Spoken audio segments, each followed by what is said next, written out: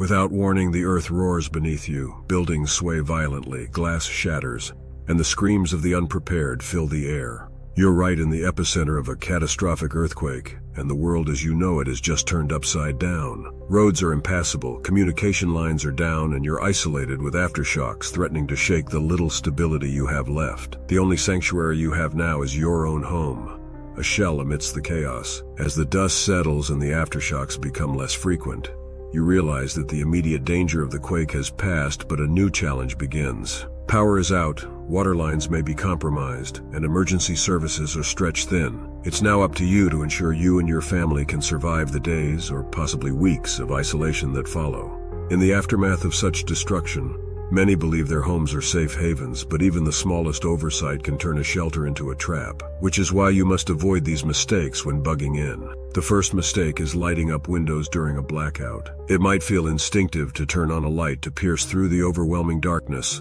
but here's the catch: light is a beacon. In a scenario where the power grid is down and chaos reigns outside, the last thing you want is to draw unwanted attention to your sanctuary. Remember, it's pitch black everywhere and your home is the only one glowing in the night. This not only makes you a visible target for anyone with ill intentions, but it also signals that you have resources others might not. This can include food, water, or even just shelter. Instead, use blackout curtains or keep lights away from the windows. If you need to use light, make it as discreet as possible. Opt for smaller, dimmer lights that are sufficient to see by but not so bright that they shine like a beacon through your windows. You want to stay under the radar when every light could be seen as an invitation for trouble. The second mistake is not rationing food properly. When you're bugging in, especially after a major disruption like an earthquake, your food supplies are your lifeline. But it's not just about having enough food. It's about managing what you have wisely. Let's say you've got a good stockpile, but you start by consuming all your favorite snacks in the first few days, neglecting the balance of your diet. That's a recipe for disaster. You need to prioritize high-protein foods. They keep you fuller longer and provide the essential energy needed to handle stressful situations. Proper rationing also means planning your meals. Divide your supplies into daily portions and stick to that plan. This helps prevent overconsumption in the early days and ensures you have enough to last through the entire period you're bugged in. Keep your body and mind fueled correctly, and you'll be in a much better position to handle whatever comes your way. The third mistake is not working as a team with your neighbors. Many people think they can go it alone when disaster strikes, but isolation can be a dangerous pitfall. Teamwork can significantly enhance your survival chances. Think about a scenario where resources are scarce and information is even scarcer. Collaborating with your neighbors, you can pool resources, share vital information, and provide mutual aid. This could be as simple as combining food supplies to ensure variety and nutritional balance, or as complex as setting up neighborhood watches to enhance security for everyone involved. Remember, the goal is to survive, not just to stay alive, but to maintain a livable environment. Neighbors can take turns keeping watch, share the burden of gathering supplies from outside if safe passages are found, and even help in emergency medical situations, leveraging diverse skills and resources. Overlooking the power of community, you might be missing out on a critical survival asset. Strong bonds can not only increase your physical resources, but can also provide emotional support, making the grueling wait more bearable. So get to know your neighbors, plan together, and stand stronger against any calamity.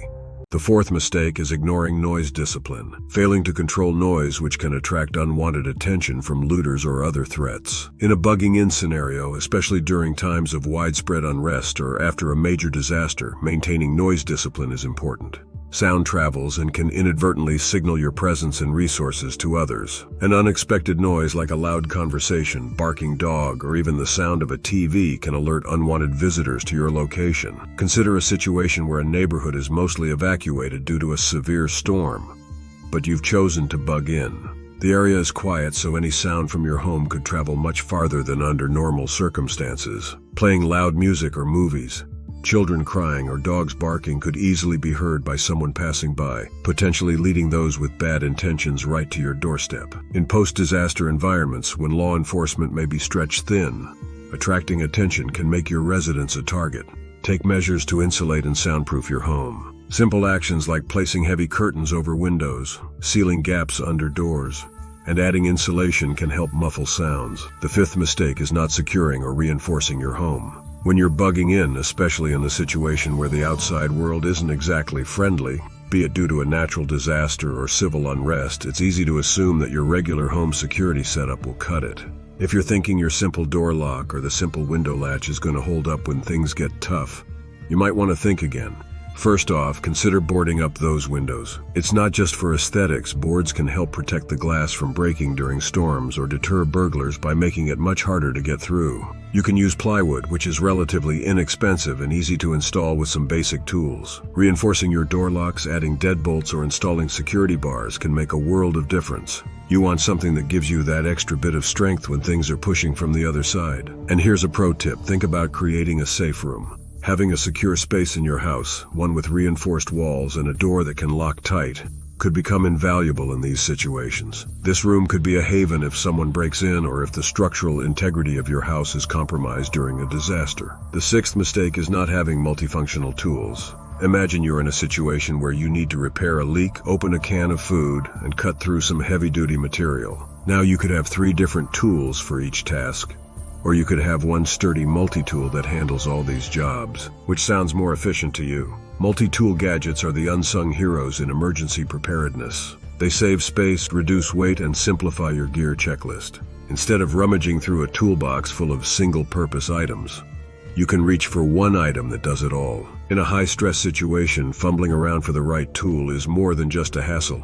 It could be a critical error. So whether it's a Leatherman, a Swiss Army knife, or any other brand, make sure you have a reliable multi-tool in your emergency kit. It should be durable, easy to handle, and packed with features that cover your basic needs. Pliers, a knife, screwdrivers, and can openers, just to name a few. Investing in a good quality multi-tool isn't just smart planning. It's a fundamental step to ensuring you're as prepared as can be for whatever comes your way. The 7th mistake is not having a plan B. You know, it's easy to get comfortable once you've set up your primary bug-in spot. Well, here's the thing. Things don't always go according to plan, and that's exactly why you need a fallback. What if a fire breaks out nearby, or maybe there's a gas leak in your neighborhood? Maybe the area you're in becomes unsafe due to rising floodwaters or unforeseen civil unrest. Sticking to plan A could be disastrous. Without a plan B, you're basically putting all your eggs in one basket. If your primary location becomes compromised, you and your family could be left scrambling, vulnerable, and without resources. Start by identifying an alternative safe location. This could be a friend or family member's house in another town, a remote cabin, or even a designated community shelter. Map out multiple routes to get there in case roads are blocked or unsafe. Also stash some supplies at your Plan B location or have a ready-to-go bag that includes essentials like food, water, medications, and important documents. The ability to pivot and adapt to changing circumstances can make all the difference in a survival situation. So don't just settle in, plan it out. Your life and the lives of those you care about could depend on it. Having a plan B isn't just a good idea. It's the important part of ensuring your safety when the unexpected happens. These mistakes you absolutely must avoid when bugging in increase your chances of survival. If you want to stay ahead of 99% of the population, click the link below to join the Prepper Horizon newsletter. You'll get the latest updates on world events that could impact us all, plus more survival tactics and tips to keep you prepared. Take the next step in safeguarding your future. Stay safe and see you next time.